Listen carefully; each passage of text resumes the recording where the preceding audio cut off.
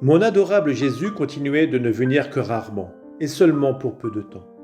Ce matin, je me suis senti totalement anéanti, et je n'ai presque pas osé me mettre à la recherche de mon plus grand bien. Mais lui, toujours aimable, vint, et voulant infuser la confiance en moi, me dit « Ma fille, devant ma majesté et ma pureté, celui qui peut me faire face n'existe pas. Tous sont nécessairement effrayés et frappés par le rayonnement de ma sainteté. L'homme voudrait presque s'enfuir de moi parce que sa misère est si grande qu'il n'a pas le courage de rester debout en présence de Dieu. Cependant, en faisant appel à ma miséricorde, j'ai assumé une humanité qui a partiellement voilé la lumière de ma divinité. Ce fut là un moyen d'inspirer confiance et courage à l'homme afin qu'il vienne à moi. Il a la possibilité de se purifier, de se sanctifier et de se diviniser à travers mon humanité déifiée.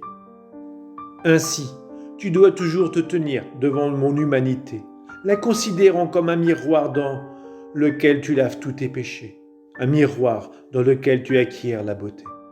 Petit à petit, tu t'orneras de ma ressemblance. C'est la propriété du miroir physique de laisser apparaître l'image de celui qui se pose devant lui. Le divin miroir fait beaucoup plus.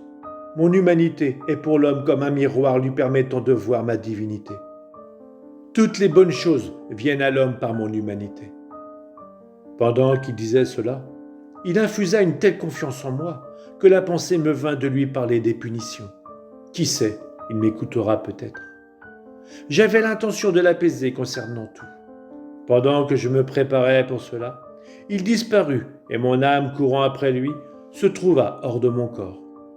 Mais je fus incapable de le trouver et à mon plus grand regret, j'ai vu beaucoup de personnes en prison, ainsi que d'autres se préparant à attenter à la vie du roi et à d'autres leaders.